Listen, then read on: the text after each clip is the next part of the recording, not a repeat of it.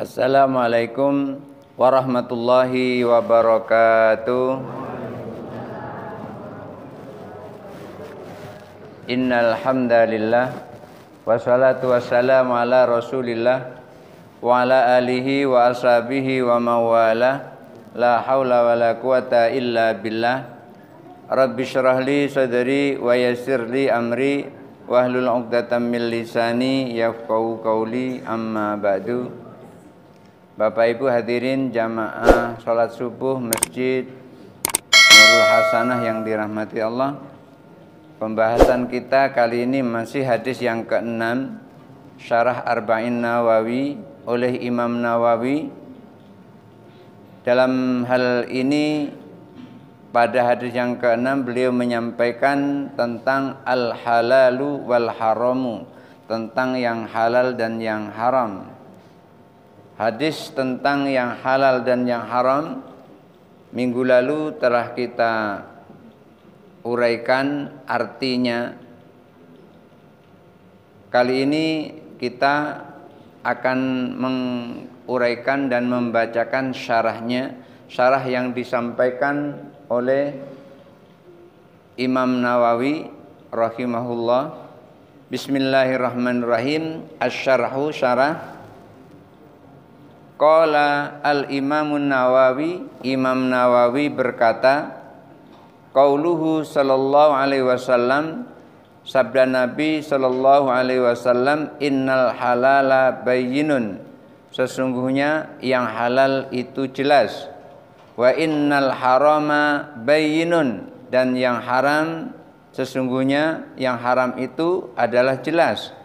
Wa bainahuma umurun mustabihatun, akan tetapi di antara keduanya, antara yang halal dan yang haram itu ada perkara-perkara yang syubhat, ada perkara-perkara yang remang-remang, yang meragukan. Sampai akhir hadis beliau sampaikan, ikhtalafal ulama'u fil halali wal harami. Ulama dalam hal yang halal dan yang haram itu masih ada perbedaan pendapat. Artinya tidak semua dari sesuatu benda atau sesuatu pekerjaan itu ulama sepakat dalam satu hukum atau dalam satu ketetapan. Seumpama kemarin saya sampaikan bekicot. Ketika bekicot itu haram, alasan haramnya, ilah haramnya adalah menjijikkan. Lalu pertanyaannya, bagaimana bagi mereka yang tidak jijik dan itu justru malah nikmat? Kenapa? Karena tidak ada ketetapan pasti kalau bekicot itu adalah haram. Akan tetapi bagi mereka yang jijik itu akan menjadikan haram. Dulu pernah terjadi sebuah riwayat yang terjadi pada Mbah Kiai Khalil Bangkalan. Mbah Kiai Khalil Bangkalan itu adalah termasuk dari salah satu gurunya Mbah Kiai Hasyim Asy'ari. Mbah Kiai Hasyim Asy'ari itu adalah seorang pendiri NU, di mana isyarahnya itu yang memberikannya adalah Mbah Kiai Khalil Bangkalan dengan memberikan sebuah tongkat estafet yang diberikan kepada muridnya, yaitu Mbah Kiai Hasyim Asy'ari. Mbah Kiai Khalil Bangkalan itu lama berada di Mekah untuk menuntut ilmu sampai menjadi ulama di sana, sehingga terjadi sebuah pertemuan untuk membahas sebuah binatang, yang binatang itu adalah binatang laut, di mana pada saat itu masih diragukan. Saya lupa nama binatangnya itu. Masih diragukan. Ketika diragukan, maka dibahas. Dalam pembahasan apakah ini halal atau haram, pada saat itu para ulama di sana berbeda pendapat. Perbedaan pendapat itu lantaran mereka belum tahu bendanya seperti apa, barangnya seperti apa. Lalu dengan mudahnya beliau, dengan karomahnya yang Allah berikan kepadanya, beliau merogoh memasukkan tangan itu di bawah meja Begitu ditaruh di bawah meja, benda yang disebut itu sudah berada di tangannya dan ditunjukkan, ini loh kira-kira bahasa kita begitu, ini loh bapak-bapak, para kiai semua yang kita bahas, inilah bendanya, kira-kira begitu. Karomah yang Allah berikan kepada Mbah Kiai Khalil Bangkalan pada saat itu bisa menyelesaikan masalah. Setelah barang itu ditemukan dan dilihat bersama-sama, baru terjadi keputusan dan ketetapan apakah yang dibahas itu halal atau haram. Maka untuk membahas apakah itu halal atau haram, kita harus tahu persis barangnya. Seumpama lagi, ulama sepakat bahwasanya daging babi itu adalah haram karena berdasarkan ayat Al-Quran. Daging babi itu haram berdasarkan ayat Al-Quran. Tetapi berdasarkan ayat Al-Quran pula, wa manitturra ghaira bagin fala adin fala isma alai. Berdasarkan ayat Al-Quran ini pula, daging babi juga bisa halal, tapi dengan syarat ketika dalam kondisi terpaksa, ketika dalam kondisi yang sangat mendesak karena kebutuhan untuk menyambung hidup. Jadi antara yang halal dan yang haram itu sendiri ulama sesungguhnya masih ada perbedaan pendapat atas ketetapan apakah barang ini halal ataukah barang ini haram. Akan tetapi faqala Abu Hanifah rahimahullahu ta'ala, Abu Hanifah rahimahullah ta'ala, beliau menyampaikan tentang yang halal itu adalah al-halalu ma dallat dalilu ala khillihi. Sesuatu yang halal itu apabila ditunjukkan oleh dalil bahwasanya benda itu adalah halal. Ketika dalil mengarah kepada barang itu adalah halal, maka barang itu adalah halal. Wa qala Syafi'i radhiyallahu an, sementara Imam Syafi'i radhiyallahu an beliau menyampaikan al haramu ma dallat dalilu ala tahrimihi. Kebalikan dari apa yang disampaikan oleh Abu Hanifah, karena memang Abu Hanifah ini adalah ulama yang lebih tua dari Imam Syafi'i. Karena Abu Hanifah itu lahir duluan, kemudian Imam Malik, setelah Imam Malik baru Imam Syafi'i, baru kemudian Imam Ahmad bin Hambal. Imam Syafi'i menyampaikan kebalikan dari apa yang disampaikan oleh Imam Abu Hanifah. Maksudnya kebalikan itu, kalau Imam Abu Hanifah menyebutkan yang halal itu adalah sesuatu yang ditunjukkan oleh dalil atas kehalalannya. Imam Syafi'i menyampaikan al-haramu ma dallat dalilu ala tahrimihi. Yang haram itu adalah apabila ditunjukkan oleh dalil atas keharamannya. Artinya yang halal itu ditunjukkan oleh dalil atas keharamannya. Umpamanya daging babi itu adalah haram karena ditunjukkan oleh dalil yaitu Al-Quran atas keharamannya. Kemudian daging babi juga halal. Kapan halalnya? Ketika famanitur ghaira bagin fala adin fala isma alai. Ketika seseorang itu dalam kondisi terpaksa harus memakan daging itu karena tidak ada daging yang lain dan tidak ada makanan yang lain.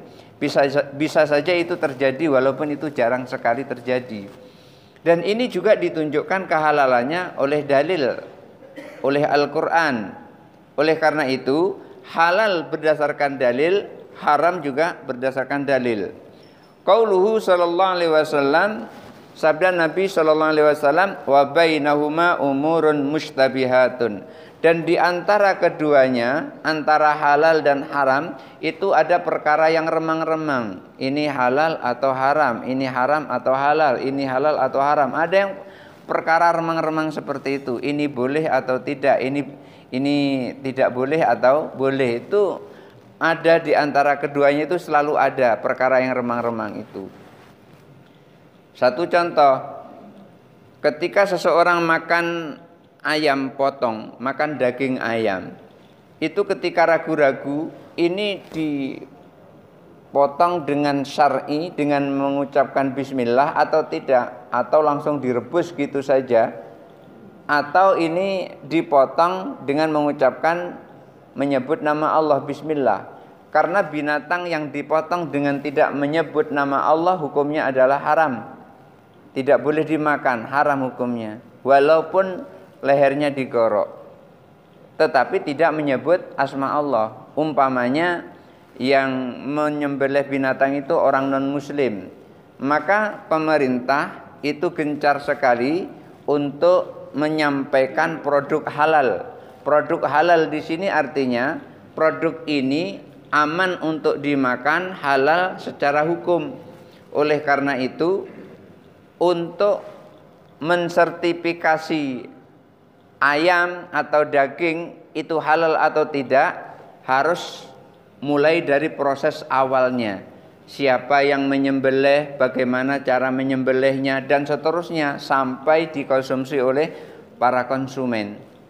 Nah, ketika terjadi sesuatu yang remang-remang seperti ini, ada pendapat ulama mengatakan ya sudah, ketika mau makan niatkan saja bismillahirrahmanirrahim. Barang ini yakin meninggalnya atau sebelum dia dimasak dia sudah disembelih dengan mengucapkan basmalah.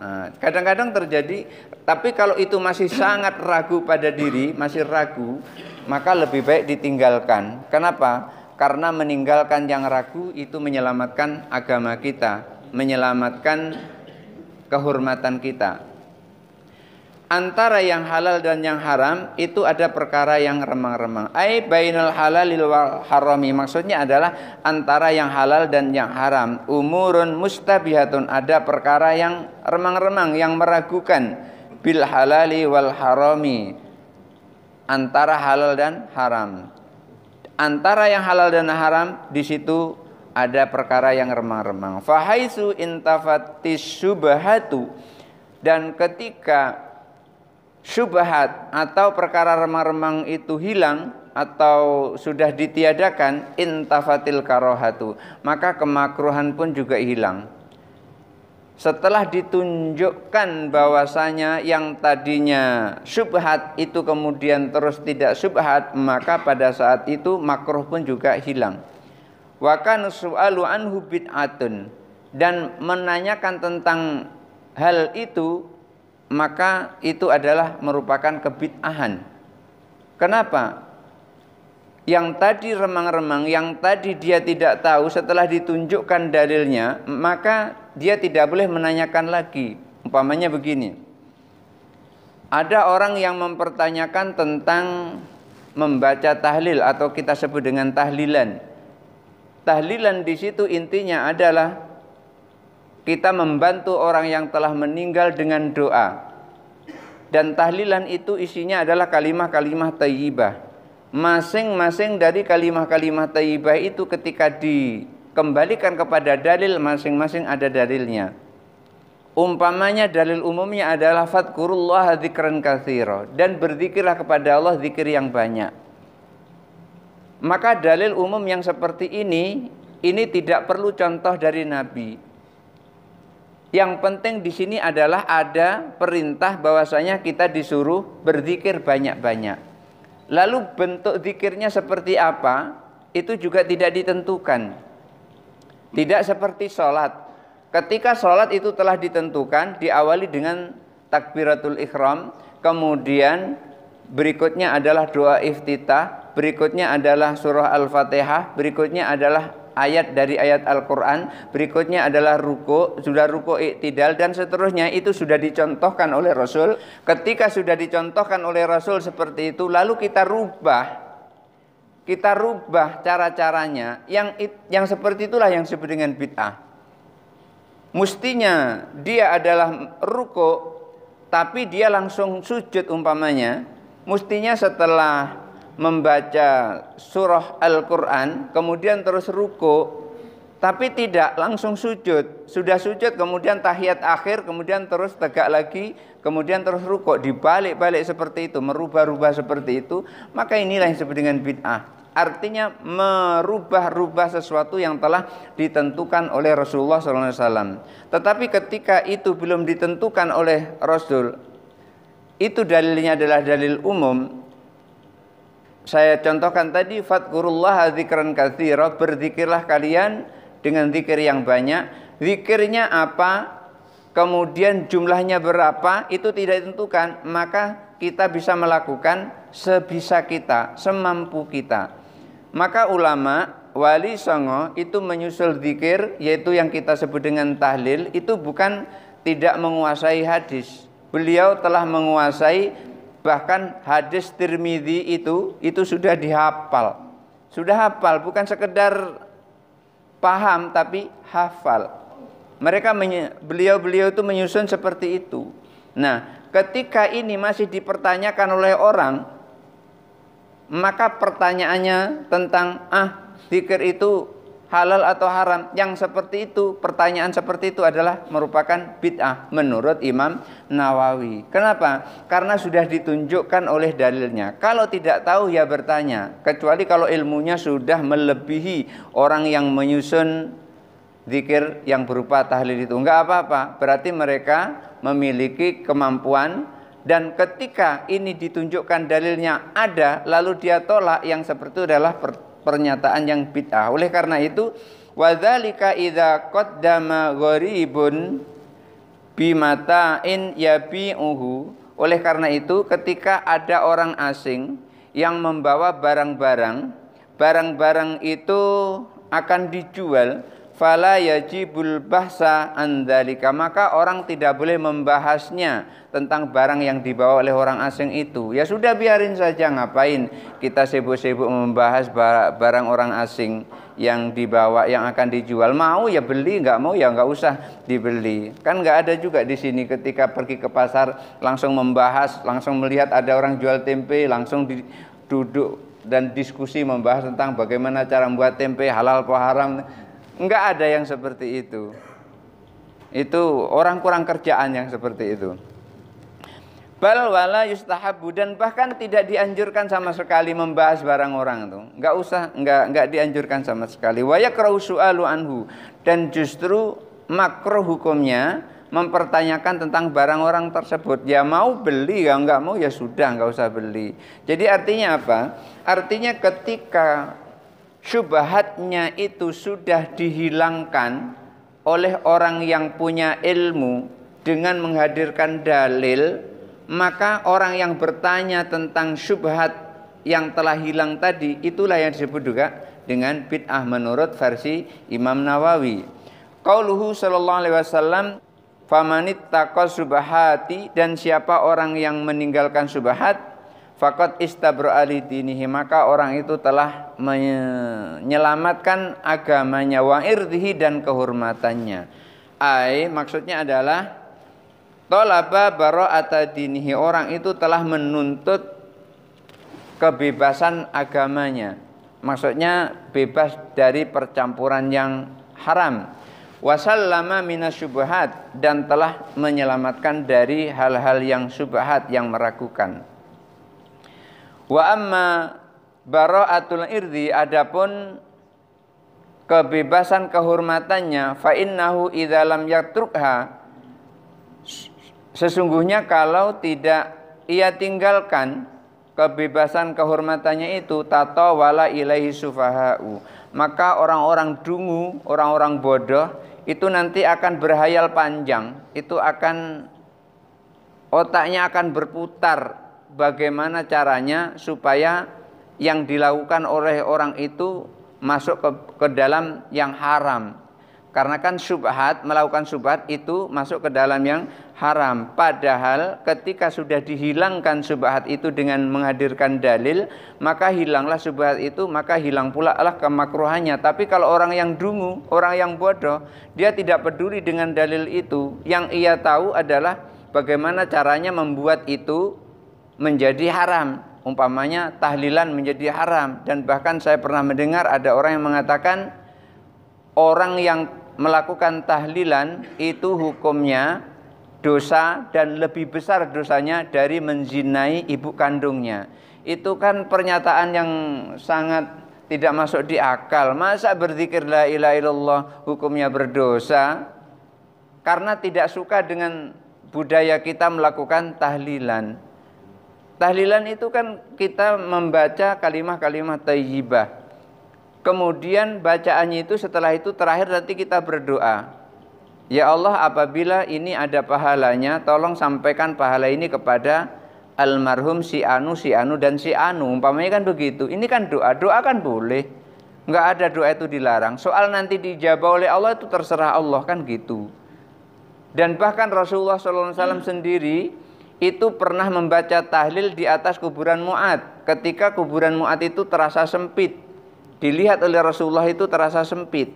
Lalu Rasulullah membaca doa di atas kuburan Mu'ad. Setelah itu baru mulai lapanglah kuburan Mu'ad itu. Karena Mu'ad itu adalah seorang yang soleh. Dia meninggal lantaran jihad fisabilillah. Dia sakit lantaran luka-luka di dalam peperangan. Nah, ini dijelaskan di dalam kitab Al-Hawilil Fatawi. Rasulullah sendiri melakukan tahlilan, membaca tahlil itu di atas kuburan Mu'ad bin Jabal. Nah, orang-orang yang dungu, orang-orang yang bodoh itu akan menghayal dengan menghibah. Menghibah itu ngomong di belakang orang yang diomongin. Mereka tidak berani ketika ngomong kepada orang yang ahlinya. Tidak berani, ngomongnya hanya di belakang. Wa nasabuhu ila aklil haram. Kemudian apa yang ia lakukan yang dihayal-hayalkan kepada hal yang haram tadi, lalu mereka nisbahkan seperti orang yang memakan barang haram. Mereka nisbahkan kepada memakan barang yang haram.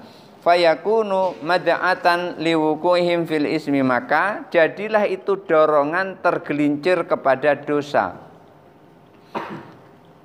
Melakukan sesuatu yang menghambat orang-orang yang berbuat pahala itu justru malah melakukan dosa. Umpamanya jangan sholat di masjid itu karena di masjid itu begini, dan begini. Maka orang yang melakukan seperti itu terjerumus ke dalam dosa. Hanya lantaran ada perbedaan. Perbedaan sebetulnya boleh. Selama itu masih berada di dalam wilayah syariat, boleh. Misalnya di sini ada masjid, kemudian masjid sini kurang besar. Lalu ada orang yang punya duit banyak mengusulkan masjid ini supaya dibesari. Lalu ada pendapat masjid ini biarlah seperti ini, tidak usah dibesari, dipercantik saja, umpamanya begitu. Lalu orang yang punya banyak duit tadi tidak terima dengan ucapannya itu. Lalu membuat masjid sebelahnya lagi, umpamanya kurang lebih 50 meter atau 30 meter dari masjid tersebut. Membuat masjid yang lebih besar lagi. Setelah itu masjid berdiri lalu ngomong, jangan sholat di situ karena begini, dan begini. Yang seperti itu larangan, melarang orang sholat di masjid itu hanya karena nafsunya supaya masjidnya yang baru itu ramai jamaahnya, maka yang seperti itu tidak boleh. Kenapa? Karena masing-masing kita mau sholat itu terserah, mau di masjid mana saja. Mau di masjid Nurul Hasanah ini boleh, mau di masjid Adin boleh, mau di masjid Raya Pas Maket Sari boleh, mau di Masjid Agung boleh. Nggak ada larangan sholat itu di masjid mana saja. Hanya karena sesuatu yang menyangkut kedunguannya itu tadi, lalu ada larangan. Maka larangan seperti itu akan menjerumuskan ke dalam dosa. Waqat warada anhu sallallahu alaihi wasallam, dan Rasulullah SAW telah menyampaikan dalam hadisnya, annahu qala, beliau bersabda, man kana yu'minu billahi wal yaumil akhir, barang siapa beriman kepada Allah dan hari akhir, fala yakifanna muwaqafat tuhami, janganlah sekali-kali berdiri di tempat yang remang-remang. Kalau ada di antara kita yang beriman kepada Allah dan hari akhir, jangan suka berdiri di tempat yang remang-remang. Artinya melakukan sesuatu antara halal dan haram. Maka ketika itu terjadi, kita sendiri remang-remang, kita sendiri nggak tahu apakah ini halal atau haram, maka sebaiknya kita bertanya kepada ahlinya. Kita nggak boleh langsung menghukum, menjustis, oh ini haram, ini halal. Nggak boleh kita menjustis seperti itu. sebelum kita mengetahui dalil-dalilnya. Karena bisa jadi yang kita anggap itu haram ada dalilnya bahwasanya itu halal, yang kita anggap halal itu ada dalilnya bahwasanya itu adalah haram. Bisa jadi seperti itu. Oleh karena itu kita tidak boleh menjustis ini halal ini haram kalau kita nggak punya ilmunya. Fas'alu ahla dzikri in kuntum la ta'lamun. Allah sampaikan di dalam firman-Nya, bertanyalah kepada orang yang paham apabila kamu tidak mengetahui. Bertanyalah kepada ahli ilmu apabila engkau tidak mengetahui. Jangan mencari sendiri kalau tidak tahu.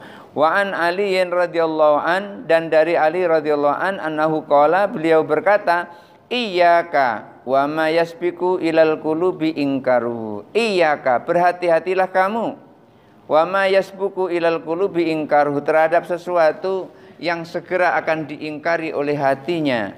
Wa in kana indaka i'tidharuhu, walaupun engkau punya alasannya.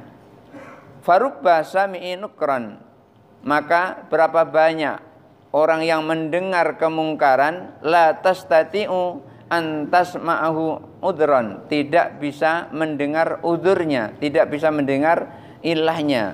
Wa fi Sahih Tirmidzi, dan di dalam kitab Sahih Tirmidzi, annahu sallallahu alaihi wasallam qala, bahwa Nabi sallallahu alaihi wasallam bersabda, idza ahdasa ahadukum, apabila salah satu di antara kalian berhadas. Berhadas itu seperti kentut umpamanya. Fi sholati, sedangkan saat itu sedang sholat. Apabila ada di antara kita sedang sholat berhadas, kentut umpamanya, tapi kentutnya itu enggak kedengaran. Kan ada kentut kedengaran, ada kentut tidak kedengaran. Kalau kentut kedengaran udah jelas betul tuh, but itu udah jelas benar itu. Tapi ketika tidak kedengaran kan orang lain enggak tahu. Kalau Pak Amir ini dia sudah kentut dalam sholatnya kan enggak tahu. Tapi kalau bunyi, itu baru tahu.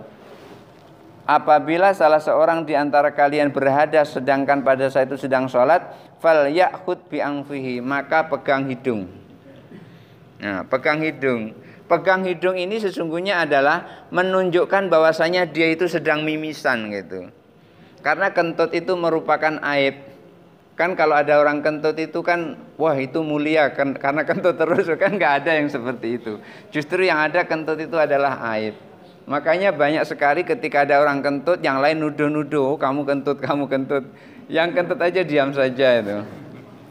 Iya.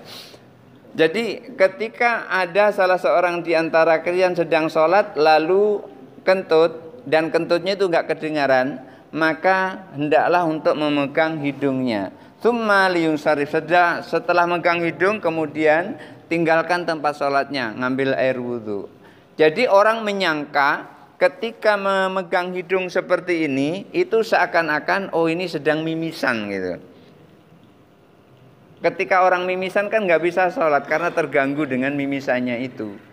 Dan mimisan itu bukan merupakan suatu aib. Dan ini juga merupakan bukan tipuan atau bukan riya. Ini adalah merupakan untuk menjaga kehormatannya. Kan setiap kita itu dianjurkan untuk menjaga kehormatan. Jangan sampai kehormatan kita itu rusak lantaran sesuatu yang kita tidak melakukannya. Oleh karena itu, maksudnya kita tidak menghendakinya dan kita sesungguhnya tidak mau melakukannya. Oleh karena itu ketika ada orang yang berhadas pada saat sholat, hendaklah memegang hidungnya, kemudian terus berlalu dari tempatnya. Pergi dari tempat itu ya tentunya untuk ngambil air wudhu lagi. Jadi seakan-akan disangka orang ini sedang mimisan, sedang diperbaiki mimisannya di luar, diobati, kemudian dia ambil wudhu lagi, kemudian terus melakukan sholat seperti itu. Jadi Rasulullah sampaikan untuk menjaga kehormatan kita itu, Rasulullah sampaikan seperti itu, idza ahdasa ahadukum fis sholati falyakhud bi anfihi tsumma liyunsarrif. Apabila salah seorang di antara kalian berhadas di dalam sholat, maka hendaklah pegang hidungnya kemudian berlalu. Ini hadis diriwayatkan oleh Abu Daud juga oleh Imam Al-Baihaqi, tetapi di sini karena ini sudah dicampur tangan oleh Wahabi, maka ini Shahahu Al-Albani fi Shahihil Jami. Ini hadis ini sudah disahihkan oleh Al-Albani. Nah, Al-Albani itu kan ulama Wahabi. Makanya di sini ada penjelasan dari Syekh Ibnu Utsaimin, karena memang mereka yang punya percetaan. Nah, kalau kita sedang berhadas saat itu kita sholat, maka hendaklah memegang hidungnya lalu keluar. Wadzalika li alla yuqal innahu ahdas. Itu agar dikatakan bahwasanya dia keluar itu sesungguhnya bukan karena berhadas tadi. Dia keluar karena mimisan. Jadi biar disangka orang seperti itu. Dan ini bukan berarti dia menipu, bukan, tapi untuk menjaga diri dari kehormatannya. Dan ini juga bukan merupakan riya, bukan, tetapi itu tadi lagi-lagi menjaga kehormatan dirinya dari perbuatan, dari keluarnya angin tadi. Ya nggak usah pengumuman, maaf saya kentut, saya harus keluar ngambil wudhu lagi, nggak usah. Karena itu membuang angin itu termasuk sesuatu yang memalukan pada orang-orang yang normal, kecuali kalau orang itu tidak normal, sembarangan dia kentut. Ngapa kentut? Mahal kentut itu. Kemarin ada teman nggak bisa kentut masuk rumah sakit. Ya memang betul, mentang-mentang bisa kentut terus kentutnya sembarangan. Barangkali itu saja dulu untuk subuh kali ini yang bisa saya sampaikan. Selanjutnya kalau ada yang mau bertanya dipersilahkan. Oh gitu ya, baik. Yang pertama, bagaimana kalau ulama berbeda pendapat? Karena memang Rasulullah sampaikan ikhtilaful ulama'i rahmah. Perbedaan pendapat ulama itu adalah rahmat. Satu contoh, ada orang yang berpendapat bahwasanya sholat subuh itu tidak perlu pakai kunut. Sementara Imam Syafi'i, Imam Malik sholat subuh itu pakai kunut. Imam Ahmad sholat subuh itu tidak pakai kunut. Tapi ketika orang melakukan kunut, tidak dikatakan oleh Imam Ahmad itu akan membatalkan sholat subuh, tidak. Lalu mana yang kita pilih? Kedua-duanya kita boleh milih salah satunya. Kalau kita cenderung kepada Imam Syafi'i, maka kita boleh memilih apa yang dilakukan oleh Imam Syafi'i. Kalau kita mau dan cenderung kepada Imam Ahmad, kita boleh sholat subuh tidak kunut. Yang tidak boleh itu adalah yang kunut nanti menyalahkan yang tidak kunut. Kemudian yang tidak kunut menyalahkan yang kunut. Dan ini sudah terjadi dulu antara NU dan Muhammadiyah. Kemudian sekarang diperkencang lagi dengan adanya Wahabi-Wahabi yang masuk di Indonesia ini, Wahabi-Wahabi Indonesia. Dulu setelah ulamanya atau setelah pimpinan NU dan pimpinan Muhammadiyahnya sudah sepakat supaya ulama bisa menetralisir masyarakat supaya masyarakat tidak resah, maka antara Profesor Din Samsudin dan Kiai Muzadi itu kedua-duanya itu satu lulusan sebetulnya. Kedua-duanya adalah lulusan dari Gontor. Kiai Imam Muzadi dan juga Kiai Din Samsudin. Kedua-duanya dari Gontor.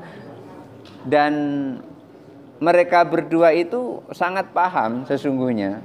Sangat paham. Kunut itu tidak merupakan salah satu rukun dari sholat, itu mereka paham. Mereka berdua paham. Oleh karena itu kunut subuh boleh dilakukan, boleh juga tidak dilakukan.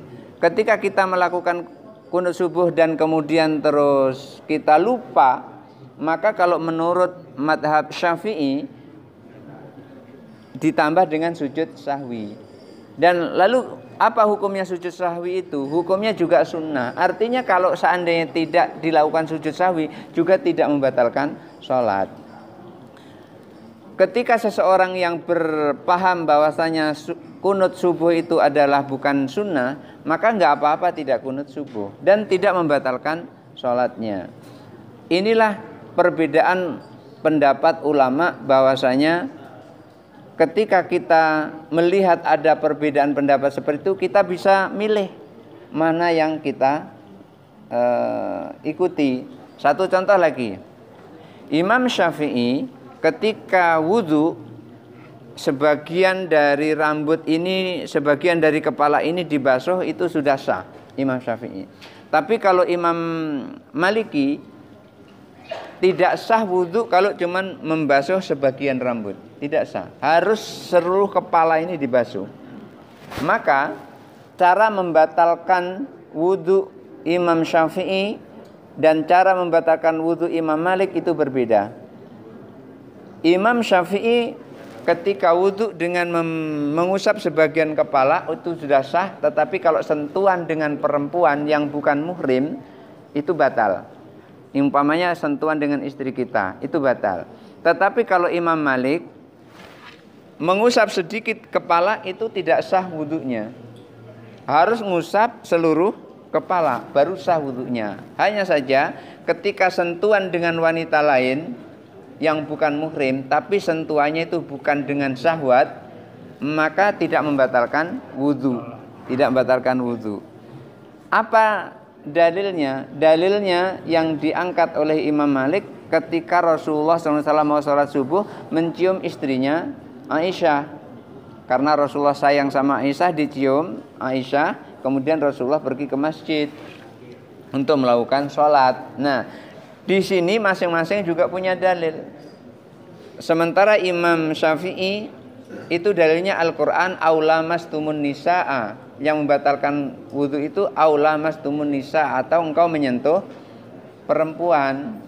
Menyentuh perempuan maksudnya ini adalah menyentuh istrimu. Apalagi orang lain, istrinya aja batal. Sementara Imam Malik menyampaikan menyentuh di sini bukan menyentuh begini. Maksud menyentuh adalah hubungan suami istri. Nah, kan ada kata-kata sentuh istrimu, itu maksudnya bisa jadi sentuh ya seperti ini, bisa sentuh maksudnya adalah gauli istrimu yang seperti itu. Maka Imam Malik memahami aula mastumun nisa itu adalah yang membatalkan wudhu itu bukan menyentuh istri seperti ini. Karena buktinya apa? Rasulullah mencium istrinya sebelum sholat subuh. Sementara Imam Syafi'i ya menyentuh. Dari sini Imam Syafi'i lebih berhati-hati. Bukan berarti Imam Malik tidak berhati-hati, bukan. Imam Syafi'i lebih berhati-hati. Jangan-jangan yang dimaksud menyentuh itu adalah ya seperti ini. Jadi kedua-duanya itu bisa kita pegang. Kalau coba bayangkan Pak, kalau kita sedang tawaf di Masjidil Haram, kita sedang tawaf ini, kemudian pada saat tawaf itu sulit sekali menghindari sentuhan dengan wanita. Kalau Bapak ada yang pernah umroh atau pernah menunaikan ibadah haji, itu hal yang paling sulit pada saat tawaf adalah menghindarkan diri dari sentuhan dengan perempuan. Itu sulit sekali. Tangan sudah diselamatkan begini, maksudnya biar tidak tersentuh. Kalau gini kan gampang tersentuh. Nah, begini biar tidak tersentuh, kaki kita yang diinjak. Nah, ini sulit sekali menghindari. Maka pada saat itu kita, yaudah kalau gitu saya berwudu seperti wudunya Imam Malik. Akhirnya wudu seperti biasa, cuman pada saat ngusap kepala itu seluruhnya. Maka pada saat itu kita diinjak oleh Imam Malik, kita diinjak oleh orang-orang yang orang perempuan yang menginjak kaki kita itu, karena wudu kita adalah wudu seperti wudunya Imam Maliki, maka kita tidak batal. Wudu kita tidak batal. Kita masih tetap bisa terus tawaf. Inilah rahmat tadi itu. Ketika kita takut sentuhan dengan perempuan membatalkan wudhu, maka pada saat itu kita berganti madhab, pindah kepada madhab Maliki wudhu kita, sehingga sentuhan dengan perempuan tidak wudhu. Lantaran apa? Lantaran sulitnya kita menghindari sentuhan dari perempuan. Walaupun ada belakangan ini, ulama belakangan ini yang berijtihad dengan talfik. Talfik itu seperti apa? Talfik itu seperti ini. Wudunya wudu Imam Syafi'i, tetapi yang membatalkannya Imam Maliki.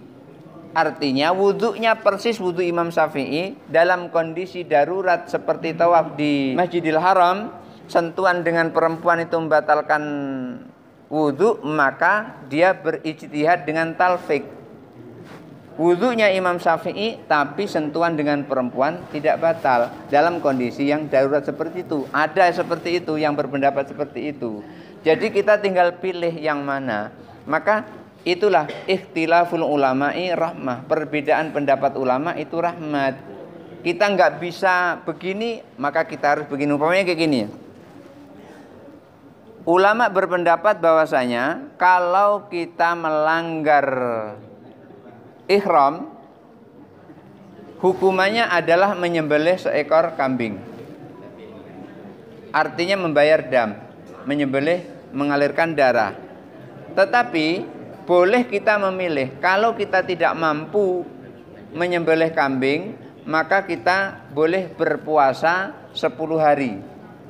3 hari di tanah suci, 7 hari di kampung halaman. Jadi itu kita tinggal milih. Itulah enaknya. Coba kalau hanya satu pendapat kayak gini, wah susah. Susah sekali. Satu contoh lagi, umpamanya. Ketika seorang yang sedang menunaikan ibadah haji, khususnya ibu-ibu, halangan atau tantangan berat bagi ibu-ibu kalau menunaikan ibadah haji kan datang bulan. Kalau ibu-ibu datang bulan kan nggak boleh untuk tawaf di Masjidil Haram. Sementara sempurnanya orang menunaikan ibadah haji itu adalah tawaf ifadah. Tawaf ifadah itu kalau tidak dilakukan hajinya belum sah. Karena tawaf ifadah merupakan rukun haji. Ketika ada ibu-ibu yang belum tawaf kemudian besok mau pulang, sementara dia masih datang bulan, gimana ini? Nah, kalau kita menganut pendapat harus tawaf, kalau tidak tawaf hajinya tidak sah, besok mau pulang, sementara mau tawaf masih datang bulan, orang tawaf harus suci. Itu lalu bagaimana? Maka ada pendapat lagi dari Imam Abu Hanifah.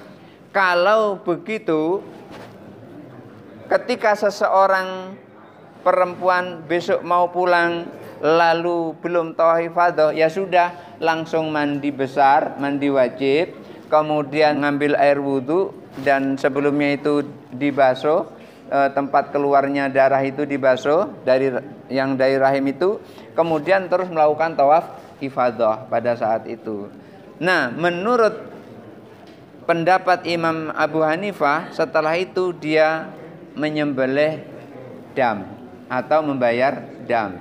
Tetapi ada pendapat lain dari Ibnu Taimiyah, tidak usah membayar dam, sudah sah. Kenapa?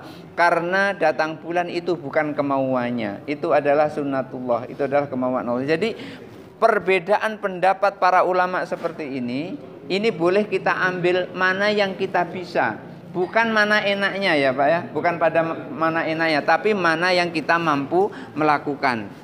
Kita tidak boleh memilih pendapat ulama karena enaknya, tidak boleh, tetapi karena kemampuan kita. Apa alasannya? Dalilnya adalah idza amartukum bisyai'in fa'malu mastata'tum. Rasul sampaikan, kalau aku perintahkan melakukan sesuatu, maka lakukan sesuai dengan kemampuanmu. Inilah kita punya dasar boleh kita memilih pendapat ulama yang kita mampu melakukannya, bukan yang enak kita lakukan, tetapi yang mampu kita lakukan. Yang kedua, ketika seseorang sedang sholat berjamaah, begitu Pak ya, lalu pada saat sholat berjamaah kita buang angin, ya batal ya.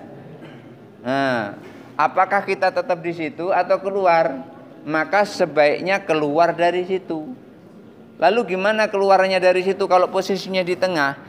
Kalau posisinya di tengah, jangan kita keluar lewati di depan orang banyak, tapi langsung aja ke belakang. Kita tidak berada di depannya, tapi agak berada di sebelahnya. Kan ketika duduk tegak seperti ini kan ada sela sini kan? Ada sela. Berarti kita ke sini, bukan lewat depannya sini. Mentang-mentang depannya agak longgar, kemudian lewat depannya. Enggak boleh lewat depannya. Kecuali kalau sapnya itu jauh. Ketika dia begini, kita masih ada di depan tangannya. Karena ukurannya adalah segini, ukurannya satu kambing. Ketika kita berada di antara orang sholat, ini kita sholat nih, mengajukan tangan seperti ini. Di sini masih ada longgar, nggak apa-apa yang seperti itu.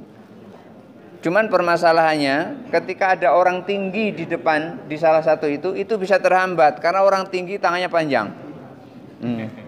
Orang tinggi tangannya panjang, nggak bisa.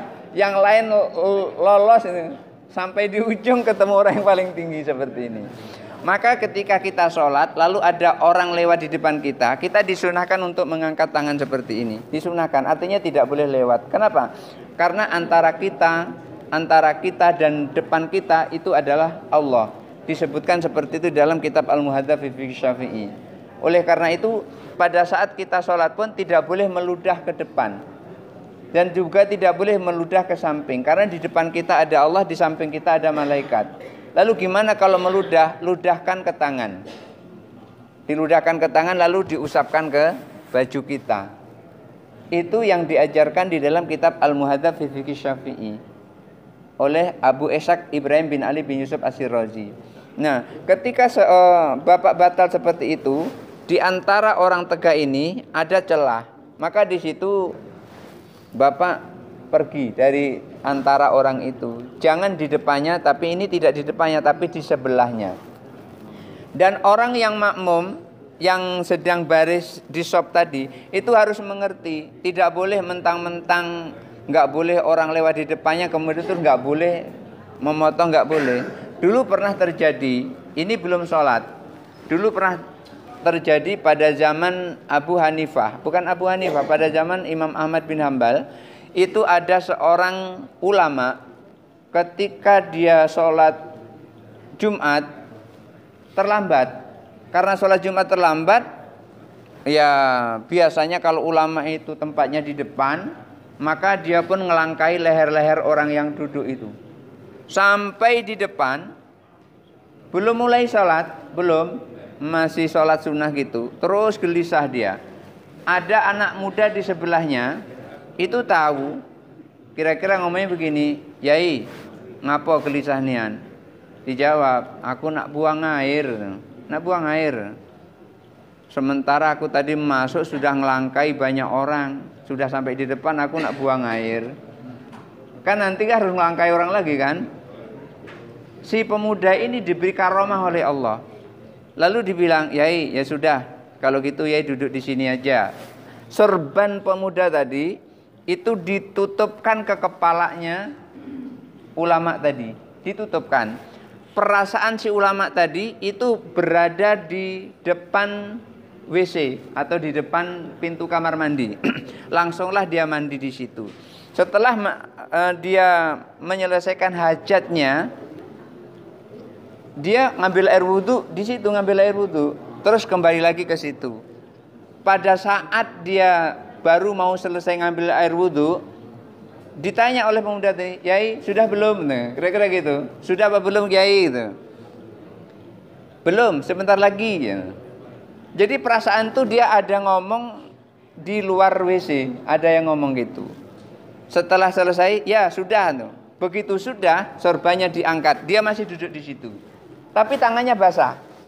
Setelah ngambil air wudhu. Heran orang ini, ulama ini dengan pemuda itu. Akhirnya selesai sholat Jumat dituntuti di mana rumahnya. Akhirnya masuk di situ persis WC atau kamar mandi yang dia pakai untuk berwudu persis seperti pada saat dia berwudu tadi. Inilah sebuah karomah yang diberikan oleh Allah kepada anak muda yang berada di sebelahnya tadi. Walaupun dia adalah ulama yang tua, tapi tidak memiliki karomah seperti anak muda itu tadi. Nah, ini karena apa? Karena sesungguhnya dia pengen sholat itu di shop terdepan. Kenapa? Karena shop terdepan itu pahalanya luar biasa. Maka Rasulullah sampaikan tuh, andaikan umatku tahu manfaat azan dan manfaat shop terdepan, niscaya mereka akan berlomba-lomba untuk meraih shop terdepan. Itu sampai disampaikan dalam sebuah hadis itu, andaikan untuk memperoleh saf terdepan itu dengan undian anak panah, niscaya mereka akan berlomba-lomba dengan undian anak panah. Siapa yang paling jauh itu yang paling depan. Itu saking utamanya saf terdepan. Hadirin Bapak Ibu yang dirahmati Allah.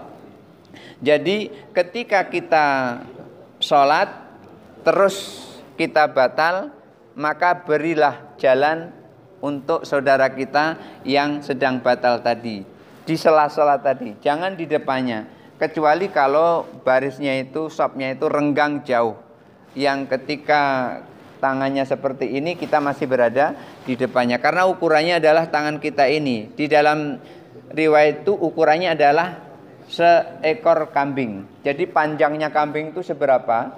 Nah, segitulah. Kira-kira kalau panjang kambing itu ya kurang lebih seperti ini kan, segini kurang lebih. Kambing yang normal. Nah, kalau kambing yang kambing yang besar itu ya beda lagi gitu.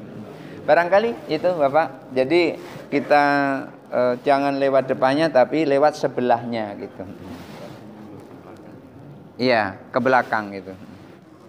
Jadi nyambung dulu. Nah, iya. Jawab yang nyambung dulu. Iya. Ketika kita lurus ke belakang, ketika lurus ke belakang, itu kan sampai paling belakang, saf paling belakang itu kan sudah tidak ada lagi. Saf paling belakang kan dinding umpamanya. Maka berjalanlah di samping dinding tadi. Jangan sampai di depannya. Dan orang-orang yang berada di saf itu harus ngasih jalan, melangkah satu langkah ke depan. Kenapa? Karena saudara kita sedang ada masalah, berhadas, mau ngambil air wudhu, mau melanjutkan sholatnya. Jangan sampai saudara kita ditahan gara-gara harus aku di sini, enggak boleh pindah kemana-mana. Ketika kita maju selangkah itu tidak membatalkan sholat. Maju 2 langkah tidak membatalkan sholat. Kecuali kalau maju 3 langkah berturut-turut baru membatalkan sholat. Maju turut-turut nih. Tapi kalau maju tidak berturut-turut tidak membatalkan sholat. Umpamanya dari sini sampai 5 meter ke situ, maju, kemudian berhenti sebentar, maju lagi, berhenti sebentar, itu tidak berturut-turut. Kenapa? Karena Rasulullah itu pernah menggendong seorang bayi, seorang anak kecil pada saat sholat. Jadi ketika digendong, otomatis banyak gerakan, tapi gerakannya tidak berturut-turut. Yang membatalkan itu adalah gerakan 3 kali berturut-turut. Itu menurut mazhab Syafi'i. Maka ketika kita lurus ke belakang mentok ke dinding, maka orang yang berada di saf dekat dinding itu harus maju selangkah untuk memberikan kita jalan. Begitu yang pertama yang Bapak tadi. Hah? Oh iya, suara. Baik. Apakah suara wanita itu merupakan aurat? Ada yang berpendapat wanita itu suaranya adalah aurat. Maka wanita tidak boleh bersuara di hadapan ajnabi, di hadapan laki-laki yang bukan muhrimnya. Hanya boleh berbicara dengan suaminya. Ada yang mengatakan seperti itu. Tapi ada juga yang mengatakan suara perempuan itu tidak sepenuhnya aurat. Tidak sepenuhnya aurat. Sebab apa? Kalau wanita tidak sepenuh, ketika dikatakan mutlak aurat itu tidak boleh didengar oleh siapapun kecuali muhrimnya, kecuali mahramnya. Maka yang berpendapat suara itu adalah merupakan aurat, maka tidak boleh kita mendengarkan suara perempuan manapun kecuali istri kita, anak kita, ibu kita, atau mahram kita. Tetapi ketika orang yang berpendapat suara perempuan itu bukan mahram, maka disinilah boleh perempuan ikut musabaqah tilawatil Quran. Coba bayangkan kalau suara itu adalah aurat, kemudian mau ikut musabaqah tilawatil Quran, nggak kedengaran suaranya karena jurinya laki-laki semua. Gimana? Ayo mulai. Diam saja mulainya, nggak bunyi-bunyi. Kenapa? Karena suara adalah aurat. Nah, maka pada saat itu, ketika suara itu merupakan aurat, bisa jadi muka ini menurutnya juga merupakan aurat. Kalau muka ini merupakan aurat, maka suara juga merupakan aurat. Nah, kalau mukanya saja itu tidak boleh dilihat oleh orang, bagaimana dengan suaranya? Atau sebaliknya? Atau sebaliknya? Jadi, di sini hanya ada perbedaan pendapat ulama. Ketika seseorang menyatakan, yuk bayangkan Bapak, kalau suara itu adalah kita yakini itu adalah aurat mutlak, berapa banyak kita melakukan dosa karena mendengarkan orang wanita berbicara. Ada rumah, ada orang kemudian datang ke rumah kita, kebetulan ibu-ibu kawannya istri kita dengar omongan dia, berapa banyak dosanya kita itu kalau kita menganggap suara itu adalah aurat. Tetapi ketika di dalam sholat itu berbeda. Ketika di dalam sholat suara wanita itu dinyatakan sebagai aurat. Oleh karena itu wanita tidak boleh mengumandangkan azan. Tidak boleh di masjid ada perempuan azan, melengking suaranya bagus, wanita, nggak boleh. Maka ini ulama sepakat bahwasanya wanita tidak boleh azan. Kemudian yang kedua, wanita tidak boleh jadi imam di masjid yang makmumnya adalah laki-laki, nggak boleh. Itu tadi kenapa? Alasannya adalah suara wanita adalah aurat. Tapi kalau yang diimami itu adalah makmumnya perempuan semua, atau kalau enggak perempuan dia adalah banci, hunsa dalam bahasa fikihnya, banci, maka wanita boleh jadi imam bagi kaum wanita dan banci. Banci tidak boleh jadi imam untuk kaum wanita. Banci hanya boleh jadi imam untuk kaum banci. Banci itu apa? Orang yang memiliki dua kelamin, bukan banci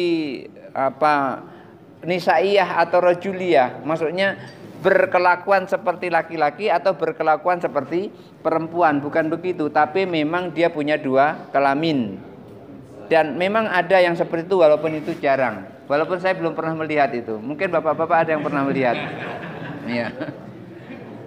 Saya hanya pernah mendengar dan melihat di televisi saat itu tahun 98. Tahun 98 saya mampir pas makan dari Padang menuju ke Jambi. Saat itu saya sedang S2 di IAIN Imam Bonjol Padang, ngambil jurusan tafsir hadis. Pada saat itu saya mendengar dan melihat ada di TV itu ada berita, ada seorang laki-laki tapi datang bulan. Dia memang wajahnya laki-laki, bentuknya laki-laki, tapi datang bulan. Ternyata dia punya dua kelamin. Yang dominan adalah perempuan. Pada saat itu dinyatakan di dalam berita itu yang dominan adalah perempuan. Saya pernah mendengar dan melihat, tapi belum menyaksikan secara langsung, itu hanya di televisi saja dalam berita. Kalau dalam berita kemungkinan besar itu adalah benar. Nah, ketika dia adalah hunsa atau banci, dia hanya boleh mengimami kaum banci, tidak boleh mengimami ibu-ibu. Tapi ibu-ibu boleh mengimami ibu-ibu dan banci. Bapak-bapak boleh mengimami bapak-bapak, ibu-ibu dan banci. Oleh karena itu, untuk menjadi imam itu yang paling utama adalah laki-laki. Kenapa? Karena laki-laki suaranya bukan aurat, tapi kalau perempuan suaranya itu adalah aurat. Itu di dalam sholat.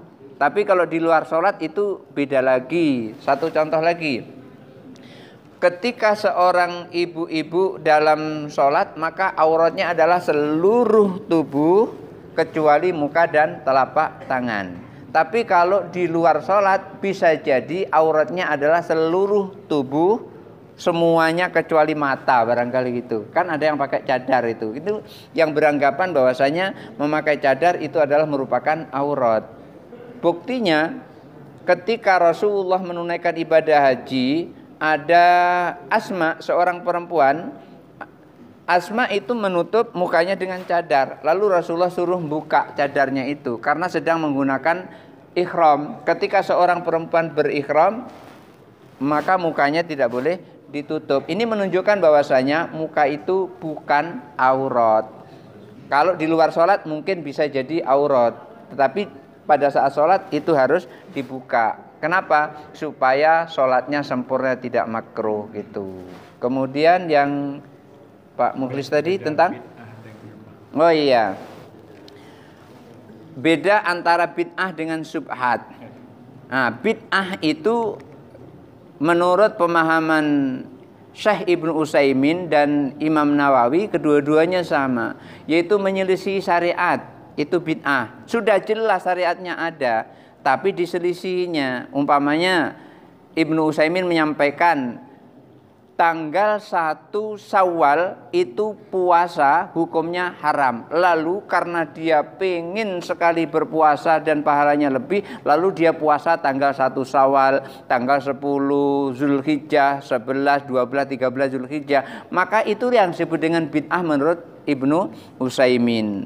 Dan bid'ah menurut Imam Nawawi kemarin sudah disampaikan, seumpama Rasulullah SAW itu memberikan contoh ketika ada seorang yang berzina dengan tuannya, lalu orang tuanya ini baru tahu kalau anaknya berzina, lalu ingin menebus anaknya yang berzina tadi karena orang yang berzina dan dia sudah berkeluarga atau sudah punya istri, sudah punya suami, maka hukumannya adalah rajam.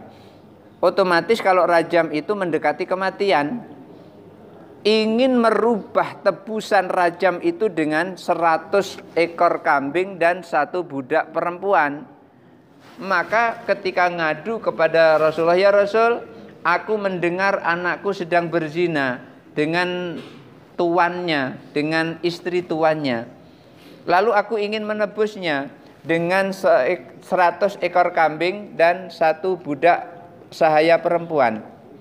Lalu Rasulullah sampaikan, al-ghanamu urda ilaika.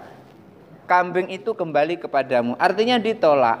Kenapa? Syariatnya sudah ada. Orang yang berzina lantaran dia sudah punya istri atau sudah punya suami, dia berzina, maka hukumannya adalah rajam. Maka tidak boleh ditawar-tawar dengan yang lain. Itu harus dilaksanakan.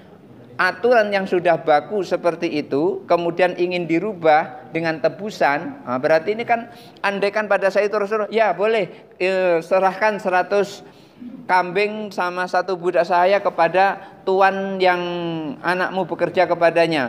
Maka sampai sekarang itu bisa ada perubahan. Andaikan waktu itu Rasulullah membolehkan, ternyata Rasulullah tidak membolehkan.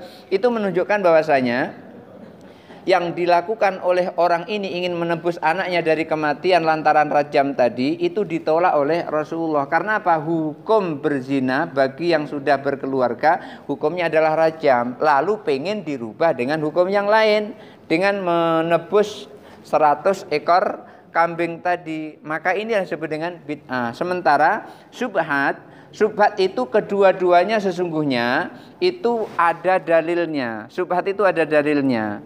Ketika dia belum tahu dalilnya, itulah maka terjadi syubhat. Maka lebih baik tidak usah dilakukan. Umpamanya syubhatnya apa kira-kira contohnya? Enggak tahu umpamanya dia, ini ragu-ragu. Pas sampai di sini siang hari, belum azan zuhur, lalu masuk pengen sholat sunnah. Bukan sholat tahiyatul masjid, tapi sholat sunnah yang lain. Pengen sholat sunnah. Ketika dia pengen sholat sunnah, dia ragu-ragu. Katanya sholat sebelum azan, 5 menit sebelum azan itu haram. Lalu dia ragu-ragu di situ. Maka lebih baik ditinggalkan ketika ragu-ragu seperti itu. Atau tadi, daging. Ketika kita beli daging, ternyata yang jual daging ini adalah bukan orang Islam, non Muslim. Lalu kita ragu di situ, ini disembelih atau tidak ini ya? Disembelih apa tidak ini? Ketika kita ragu seperti itu, jangan makan daging itu. Kenapa? Karena kita ragu. Lalu supaya tidak ada keraguan, tadi ragu nih, sembelih apa tidak ya? Sembelih apa tidak? Langsung tanya kepada yang si penjualnya. Tante, ini kalau kan biasanya kayak gitu. Tante, ini disembelih apa tidak? Disembelih. Siapa yang nyembelih? Yang nyembelih orang Muslim. Mana orang itu tuh nah? Pak Kiai Zarkasi itu yang nyembelih. Nah, yang seperti itu baru nggak syubhat lagi yang seperti itu. Tapi ketika sudah ditunjukkan itu yang nyembelih Pak Kiai Zarkasi masih juga dipertanyakan, maka nanya seperti itu namanya bid'ah. Yang seperti itu mengada-ada itu orang sudah Sudah jelas-jelas disembelih oleh Pak Kiai Zarkasi. Pak Kiai Zarkasi sudah dikenal kealimannya, sudah dikenal keilmuan agamanya, dia sudah kenal bahwa dia paham ilmu fikih. Kok masih dipertanyakan lagi? Ya nanya seperti itu disebut dengan bid'ah. Jadi syubhat itu masih ragu-ragu antara halal dan haram karena belum tahu kepastiannya. Tapi kalau bid'ah itu adalah melanggar syariat yang sudah ditentukan oleh Rasulullah SAW. Bukan sesuatu yang belum ditentukan oleh Rasulullah. Ini yang banyak orang yang salah itu adalah yang tidak dicontohkan oleh Nabi itu adalah bid'ah. Itu salah yang seperti itu. Kenapa? Karena Umar bin Khattab tidak pernah melihat Rasulullah mencontohkan sholat taraweh berjamaah. Dan Umar bin Khattab tidak pernah melihat Rasulullah sholat taraweh. Yang dilakukan Rasulullah adalah qiyamul lail. Lalu berjamaahnya itu adalah ijtihadnya Umar bin Khattab. Jadi itu antara bid'ah dengan syubhat itu sangat berbeda. Kalau bid'ah itu sudah ada aturannya, tapi dirubah-rubah aturan itu, maka jadi bid'ah. Kalau masalah contoh dan tidak dicontohkan, yang penting ada dalilnya. Kalau ada dalilnya, maka itu bukan perkara bid'ah. Barangkali itu saja dulu, sudah masuk waktu syuruk.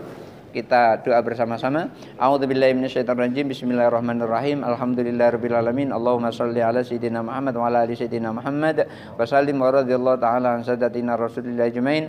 Allahumma ighfir lana dzunubana wa liwalidayna warhamna kama rabbayana shighara. Allahumma inna nas'aluka salamatan fi dinina wa afiyatan fi jasadina wa ziyadatan fi ilmina wa barakatan fi rizqina wa taubatan qabla mautina wa rahmatan inda mautina wa maghfiratan ba'da mautina. Allahumma hawwin alaina fi sakarati mautina wa najata minan nari wal afwa indal hisaba. Allahumma nawwir qulubana bi nuri hidayatika kama nawwartal arda bi nuri syamsika wa qamarika abadan abada. Allahumma ij'alna fahman ka fahmin nabiyyin wa hifdhan ka hifdzil mursalin ka ilhamil malaikatil muqarrabin bi rahmatika ya arhamar rahimin. Rabbana atina fid dunya hasanah wa fil akhirati hasanah wa qina adzabannar. Wa sallallahu ala sayidina Muhammadin nabil ummi wa ala alihi wa sallam. Subhana rabbika rabbil izzati amma yasifun wa salamun alal mursalin walhamdulillahi rabbil alamin. Barangkali itu saja dulu. Adanallahu wa ikum ajma'in. Wallahul muwaffiq ila aqwamit thariq. Wassalamualaikum warahmatullahi wabarakatuh.